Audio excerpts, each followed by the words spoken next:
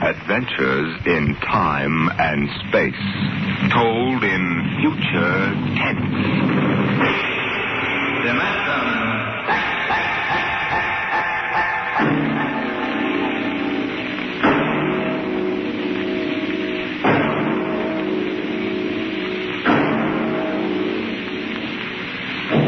Can you predict the future?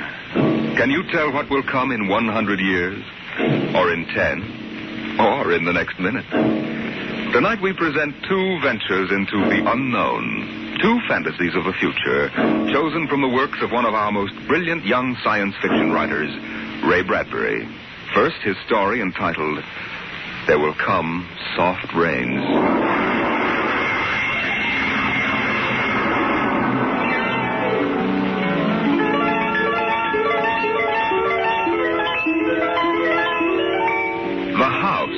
Was a good house, planned and built to be lived in the year 1980. The real estate agent had told them all about it. Now, this is the bedroom. Of course, it contains all the latest devices, self-warming blankets, and there's a brand new feature. Beds, which make themselves.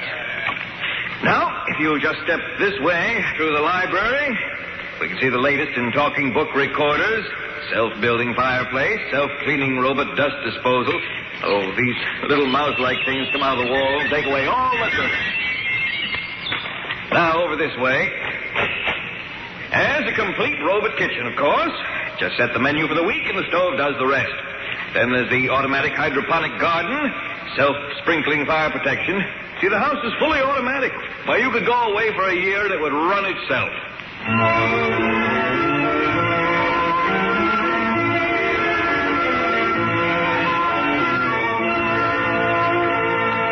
And so the family took the house. The man and the woman and the two children. A boy and a girl. And they lived contentedly, enjoying music and poetry and the rich, warm things in life.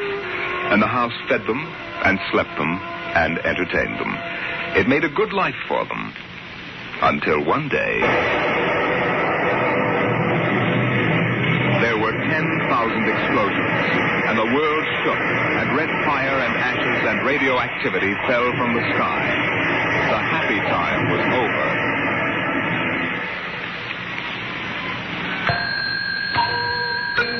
Tick-tock, 7 o'clock. Time to rise. Open your eyes. Tick-tock, 7 o'clock. Time to rise. Open your eyes. But the house lay empty. The clock talked to the empty morning. In the kitchen, the stove sighed and ejected from its warm interior 8 eggs, sunny side up, 12 bacon slices, 2 coffees, and 2 cups of hot cocoa. 7, 9, breakfast time. Come and dine. 7, 9. Today is April 28th, 1985. Today, remember, is Mr. Featherstone's birthday. Insurance, gas, atom heat, and electricity bills are due. In the walls, relays clicked, memory tapes glided under electric eyes. Recorded voices moved beneath steel meters. Each one, run, run. Off to school, off to work. Run, run. Tick-tock. 8 o'clock. 8 o'clock. But no doors slammed. No carpets took the quick tread of rubber heels. At 8:30, the eggs began to shrivel. An aluminum wedge scraped them into the sink. 9:15, time to clean. 9:15, time to clean. Out of the wall, hundreds of tiny mechanical mice shot. The rooms were acrawl with small cleaning animals, all rubber and metal. They sucked up the hidden dust and dirt and popped back into their burrows. At 10 o'clock, the sun came out from behind the rain. The house stood alone on a street where all the other houses were rubble and ashes. At night, the ruined town gave off a radioactive glow which could be seen for miles. At 10:15, the garden sprinkler filled the soft morning air with golden fountains. The water tinkled over the charred west side of the house, the side which had been facing the blast. It was black, except in 5 places. One of the 5 places was a silhouette of a man mowing a lawn, just as he'd been the instant the radioactivity burned his image into the side of the house. Over there, a woman bent to pick flowers. Still further over, their images burned into the wood, where a small boy, hands flung into the air. Higher up, the image of a thrown ball, and opposite, a girl, her hands raised to catch a ball which never came down. 5 people. 5 spots of paint. On the front porch, the dog whined and shivered. The front door recognized the dog's voice and opened. The dog padded in wearily, thin to the bone, covered with sores. It ran to the kitchen and pawed the kitchen door wildly. Behind the door, the stove was making pancakes which filled the house with their odor, as prescribed by the automatic preset menu selector. The dog frothed, ran insanely, spun in a circle, biting its tail, and died. 1 o'clock, 1 o'clock. Delicately sensing decay, the regiments of mice hummed out of the walls, soft as blown leaves, their electric eyes glowing. 1:15. The dog was gone. 2:15. Bridge tables unfolded from the walls of the patio. Playing cards fluttered onto pads. Martinis appeared on an oaken bench. But the tables were silent, the cards untouched. 5 o'clock, 6 o'clock, 7 o'clock, 8 o'clock, 9 o'clock. Dinner was made, ignored, flushed away. Dishes were washed. In the study, the tobacco stand produced a cigar with half an inch of gray ash upon it, smoking, waiting. The hearth fire bloomed out of nothing. 9 o'clock, 9 o'clock. The beds began to warm their hidden circuits, and the phonograph spoke from beside the fireplace. Mrs. McClelland, what poem would you like to hear this evening? Mr. McClelland? Since you express no preference, I shall select at random from among your favorites. Sarah Teasdale. There will come soft rains. There will come soft rains, and the smell of the ground, and swallows circling with their shimmering sound, and frogs in the pools singing at night, and wild plum trees in tremulous white. Robins will wear their feathery fire, whistling their whims on a low fence wire, and not one will know of war. Not one will care at last when it is done. Not one would mind, neither bird nor tree, if mankind perished utterly. And spring herself, when she woke at dawn, would scarcely know that we were gone.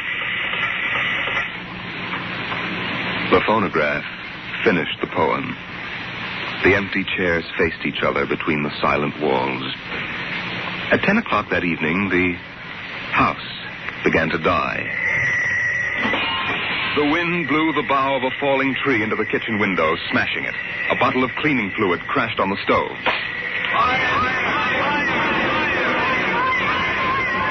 Water pumps shot down from the ceiling. But the solvent spread onto the doors, making fire as it went. Other voices in other rooms taking up the alarm. The windows broke with the heat, and the wind blew in to help the fire. The fire crackled upstairs at paintings, lay hungrily on the beds, devoured the rooms. The house began to shudder. The bared skeleton began to cringe in the heat. The wires revealed as if a surgeon had torn the skin off. Voices screamed in every room. Windows snapped open and shut like undecided mouths.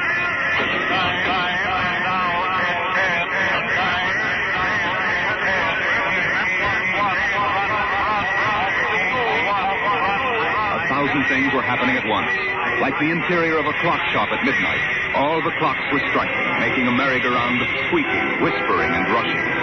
In the kitchen, the stove hissing hysterically was making breakfast at a psychopathic rate.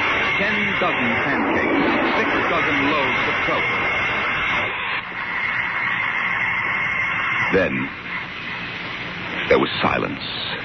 The film spools were burned out. The wires withered and the circuits cracked. Then the house began to breathe its last. The beams began to give at the foundations. Long cracks appeared in the concrete. The seams were burst from the heat. And finally, with a huge rumble, it crashed into dust and rubble.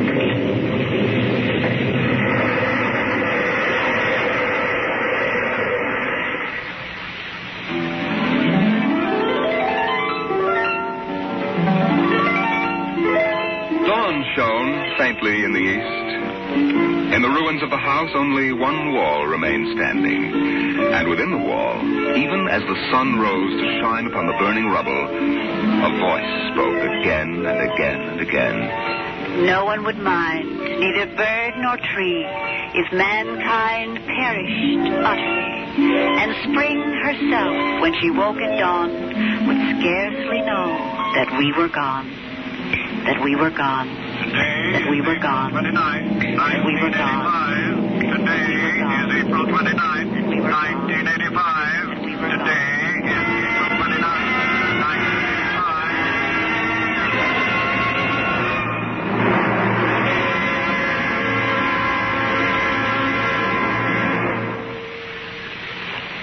Strange are the uses of Providence.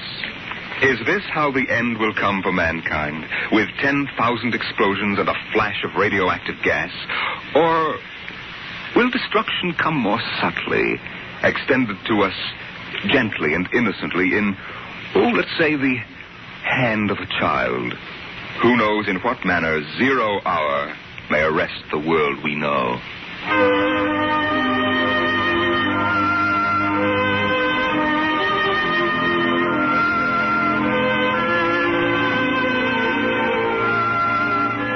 It was a perfect summer day in the year 1985. The streets were lined with green, peaceful trees. Businessmen sat in their quiet offices, taping their voices or watching televisors. Rockets hovered like darning needles in the blue sky.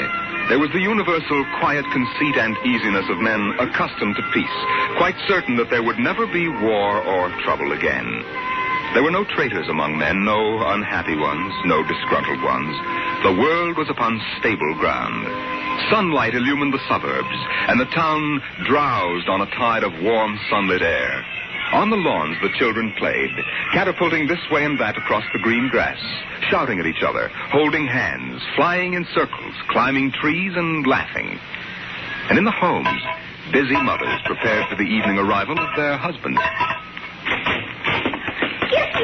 Good heavens, Meg, what's all the excitement? We're playing a game, Mommy. The most exciting game ever.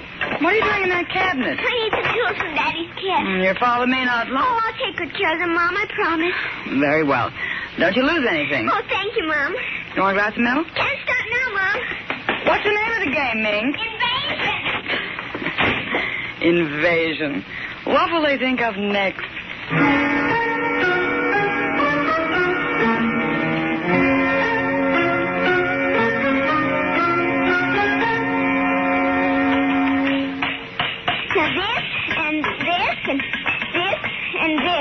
Now put that there and bring that over here. Oh, no, you ninny. Now get back while I fix this. There, they want it this way, see? Here, just let me fix it. Oh, Mink, it's that smarty pants Joseph Connors. Don't let him play. He's 12 years old. Don't worry, I won't. What you playing, Mink? None of your business, smarty pants. I want to play. Can't.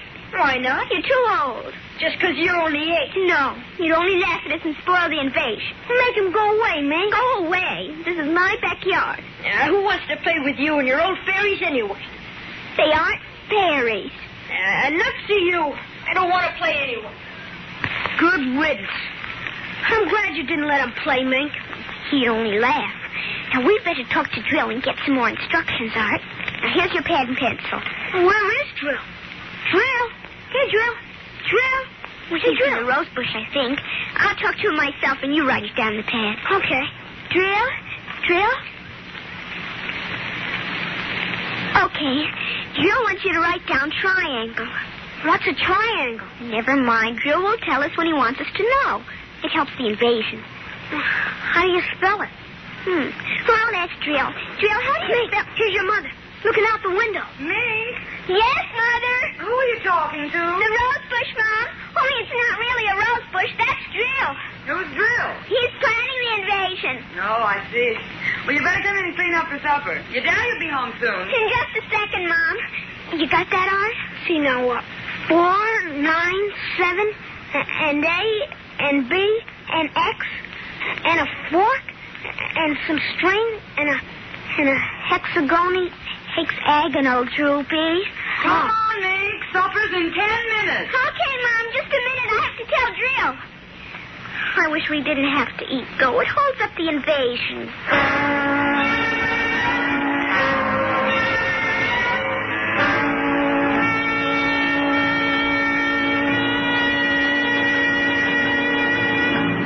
Nick, for heaven's sake, slow down. You'll choke on that soup. I can't, Mom. It's a matter of life and death. What's a matter of life and death? The invasion. What invasion is that? Oh, just some silly game the children have been playing. Well, whatever it is, Mink, it'll wait until you've finished your supper, I'm sure. I don't want any more. You barely touched anything. Oh, but Drill is waiting for me, Daddy. Drill? Who's Drill? He lives in a rose bush in our backyard. Imagination, Henry. Such nonsense. I better run now. You'll sit through dessert, young lady. Oh, gee, Daddy. And while you're at it, tell me more about this new game. It's Martians invading Earth, Daddy. What? Well, not exactly Martians, Daddy. They're from... Well, gee, I don't know. From up. And from inside that little head of yours. You're laughing at me. Drill said you would. You'll kill Drill and everybody. Well, I didn't know you could kill a Martian. But it's not really a Martian, Mom. Maybe he's from Jupiter or Venus, even. Imagine. They couldn't figure out a way to attack the Earth. We are impregnable. Impregnable, dear. Well, that's the word Drill said, Well, anyway, that was the word, Mom, the same word. Anyway, so we're helping them. Now, who's helping who? Well, the kids are helping the Martians. Well, fifth column, eh? Well, Drill says in order to make a good fight, you got to have a new way of surprising the people. That way you win. And he says also you got to have help from your enemy. Pretty slick, those Martians, using the kids for a fifth column, eh, Mary? And hiding under rose bushes, too, Henry. Don't forget that. Well, that's because grown-ups never look under rose bushes. Only kids. Oh, I see. Well, finish your fruit, darling. You can play for an hour afterward. Mary. Oh, it's so nice out, Henry. There's no school tomorrow. Very well. Till 8 o'clock. Drill says after the invasion we can stay up as late as we want.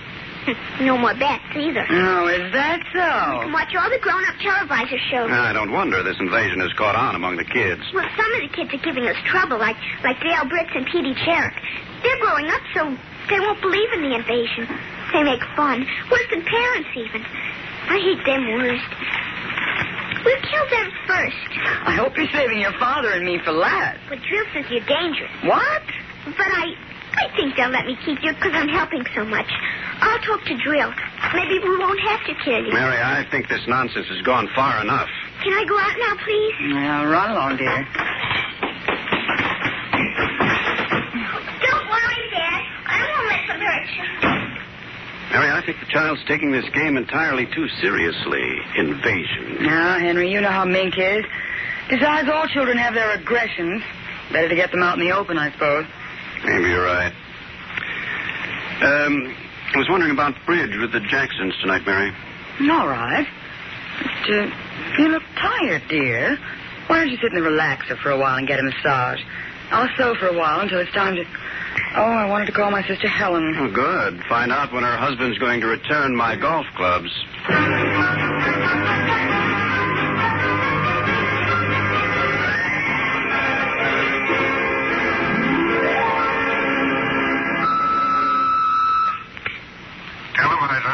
Would you please connect me with Mrs. Helen Rogerson on Channel 7-2Z, Pittsburgh, Pennsylvania? What is your channel, please? 817X, New Rochelle, New York. Thank you. Just a moment. Go ahead. You can see your party now. Hello, Mary. How are things in New York? Fine, Helen. How are things in Pittsburgh? You look tired. Oh, I've been having a terrible time with the children. Sick? No, just underfoot. They've got a new game that's got me just about crazy. It's called Invasion. Did you say invasion? That's right. Well, isn't that strange? My Mink is playing it, too. My boy Tim is all involved with some imaginary fellow named Drill who's running the invasion. Must be a new password. Mink likes him, too. How do you suppose these games start?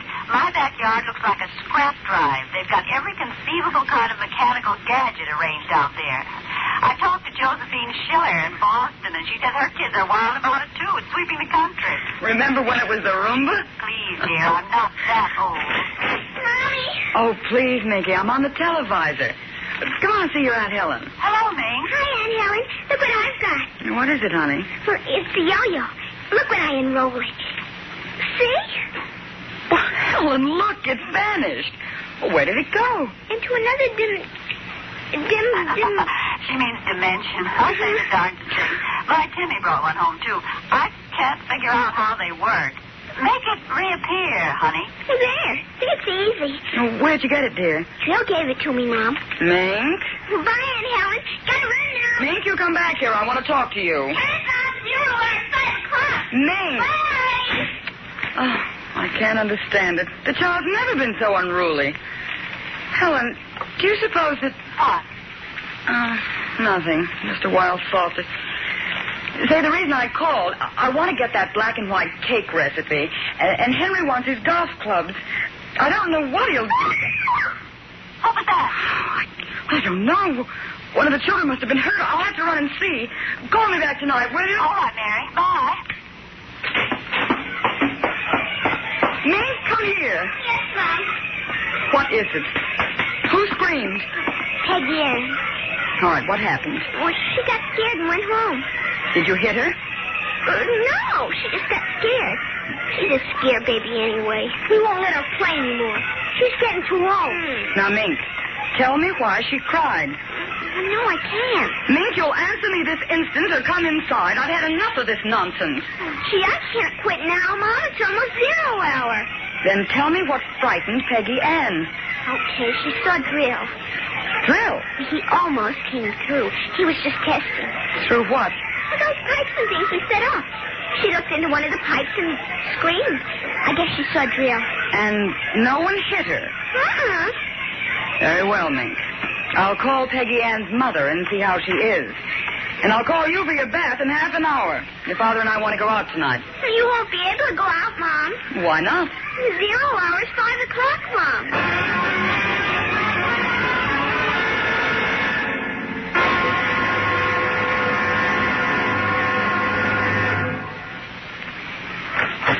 Hello, dear. Oh, you home already, Henry? Yes, I thought I'd relax a little before we went to theater. Where's the little one? Out back. Same game. Same game. They've got a stack of pipes and hammers and spoons a mile high out there. Children, why do we have them? Yeah, strange little creatures, aren't they? Even Mink, Henry. She's a part of us, and yet what do we really know about how she thinks and feels? Oh, I didn't mean to start a philosophic discussion. Kids are such a queer mixture of love and hate, though. Even normal, healthy kids. They need you and they're dependent on you, and yet they resent that dependence. You sound like a child psychology course I once took. I wonder if they ever really forgive the whippings and the commands we have to give them sometimes. I wonder if we ever forgot them when we were children. Look, I'd like to discuss this with you, dear, but we do have a theater date, and it's almost 5 o'clock now. What's happened to the kids? They're so quiet. When children are quiet, you know there's some mischief. What's that sound? I don't know. Those kids aren't playing with anything electrical, are they? I'm sure they are. At least I Just the same, I'd better go out. Henry, tell them to put off the invasion. What? Mary, don't get upset. It's just a game.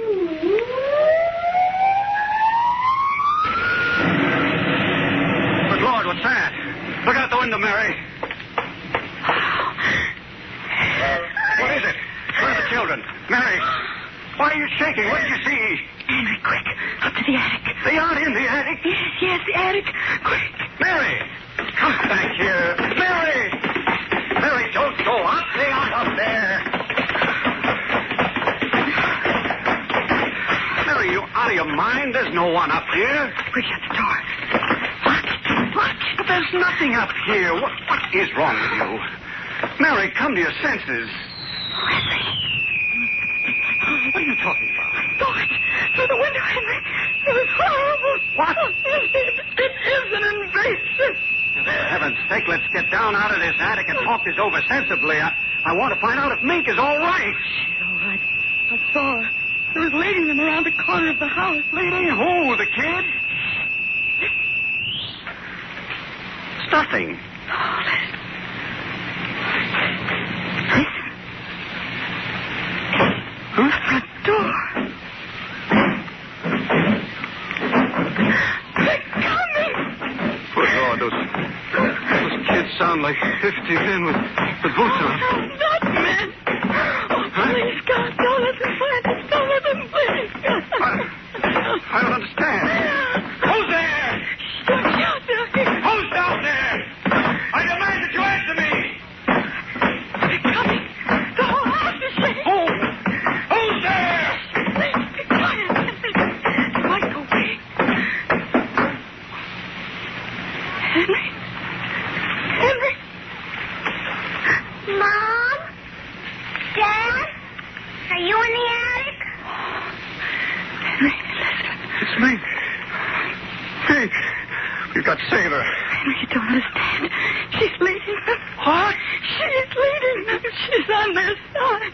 Oh, please, God, forgive them. The children on their side? Oh, she told us, but we wouldn't believe it.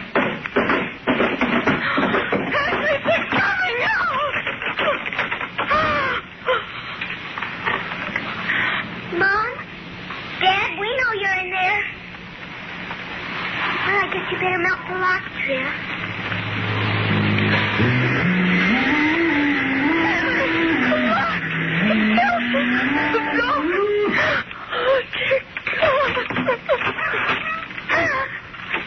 Mom? Dad? Oh, I see you now. Peek-a-boo!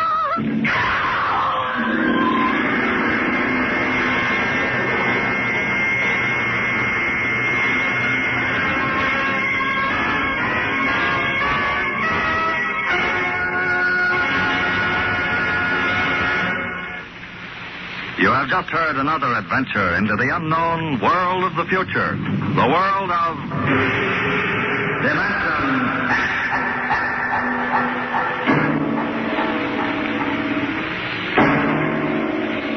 Next week, Destination Moon. A preview of the movie which is soon to have its world premiere in New York, telling the Robert Heinlein story of man's first trip to the moon.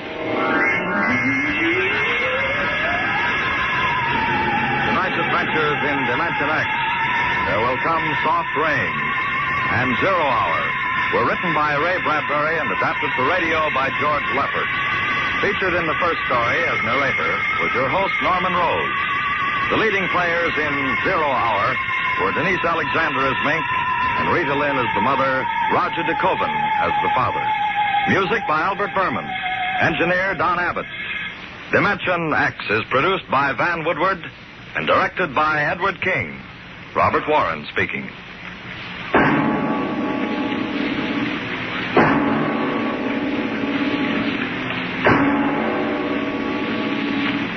Programs. Get your programs here. For a new thrill in detective listening, join the Saint tomorrow as he reaps a harvest of criminals in a thrilling adventure with the underworld. Make the Saint a Sunday listening habit and keep tuned thereafter for adventures of the greatest detective of them all, Sam Spade. Tomorrow, hear High Adventure, Now Truth or Consequences on NBC.